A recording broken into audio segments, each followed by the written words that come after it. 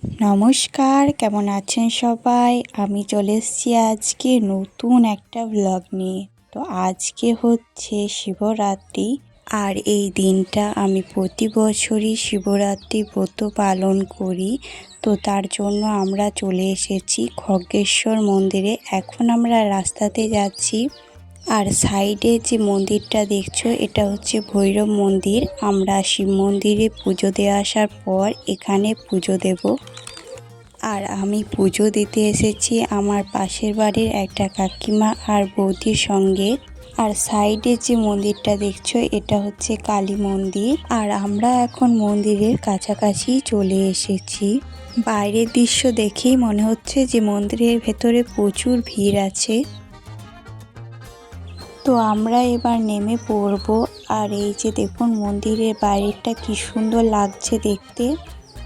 আর আমাদের সাথে শ্রাবন্তীও এসেছে পুজো দেওয়ার জন্য। তো ও আমার ক্যামেরাটা ধরছে।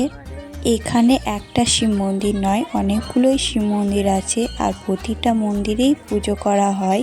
আর চারিদিকটা দেখুন কি সুন্দর লাগছে, ঘন্টার শব্দ, এত মানুষের কোলাহল, খুব সুন্দর লাগছে পরিবেশটা। আমাদের সাথে যে কাকিমাটা এসেছে, সে অপারেশন করিয়েছে কিছুদিন আগে, তো এখনও সুস্থ হয়ে ওঠেনি। তো আমরা বড় শিব মন্দিরটাতে পুজো দেব ভাবছিলাম, কিন্তু কাকিমা অসুস্থতার কারণে তো নিচে নেমে পুজো দিতে পারবে না। তাই আমরা ভাবলাম যে বাইরের একটা শিব মন্দির আছে, ওখানেই আমরা পুজো দিয়ে নেব। তো তার জন্য আমরা পুরোহিত মশাইকে বললাম যে আমরা বাইরেই পুজো করব।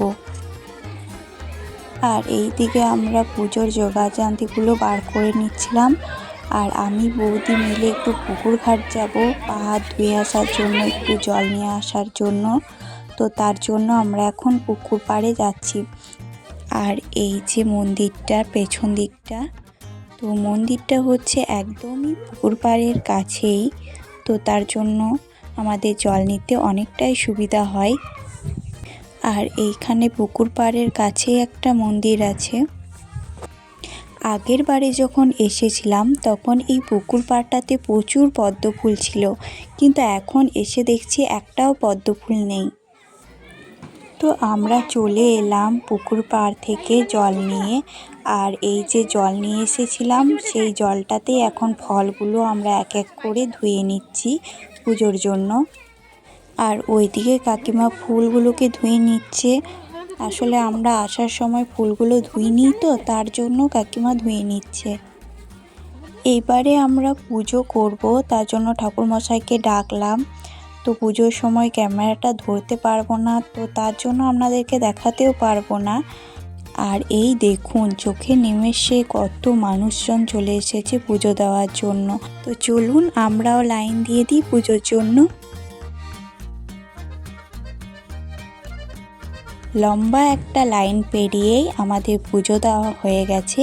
আর এখন আমি পুজোর ফলগুলো কেটে নিচ্ছি প্রসাদ দেওয়ার জন্য।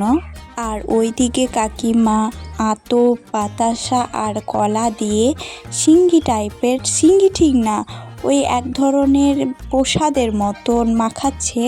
তো ওইটা দিয়ে আমরা নন্দী পুজো করব। আর এই দিকে এই যে সকাল থেকে ঘুরছে যেসব ছোট ছোট বাচ্চাগুলো প্রসাদের জন্য, তো তাদেরকে আমি সবাইকে প্রসাদ দিয়ে দিচ্ছি। আর আমরা এখন নন্দী পুজোটাও করে নিয়েছি।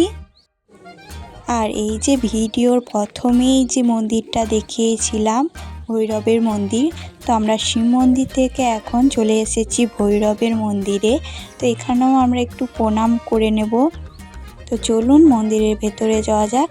তো শ্রাবন্তী অনেকক্ষণ ধরেই আমার ভিডিওটা করে দিচ্ছিল। তো আমি ওকে বললাম আমাকে দে একটু, আমি ভিডিও করি, তুই প্রণাম কর। আর এটা হচ্ছে মন্দিরের ভেতরটা, খুবই সাদামাটা কিন্তু খুব সুন্দর নিরিবিলি একটা জায়গা। ভেতরের মন্দিরে পুজো চলার কারণে আর ভেতরে ঢুকতে পারিনি। এই যে সাইড থেকে এখন আমরা পুজো দেখে নিচ্ছি। আর ওই সাইডে কাকিমা, পিয়া বৌদি আর শ্রাবন্তী দেখছে পুজো। তো এখানে কাকিমা একটা ফুল নিয়ে এসে আমার মাথায় ঠেকিয়ে দিল। তো চলুন যাওয়া যাক। তো আজকের ভিডিওটা আমরা এখানেই শেষ করছি। তো আবার আসবো নতুন আরেকটা ব্লগ নিয়ে। তো সাথে থাকবেন, আর ভালো লাগলে প্লিজ আমার চ্যানেলটা সাবস্ক্রাইব করবেন। তো চলুন আমরাও রওনা দিয়ে দিই। আবার আসবো নতুন কোনো একটা ব্লগ নিয়ে।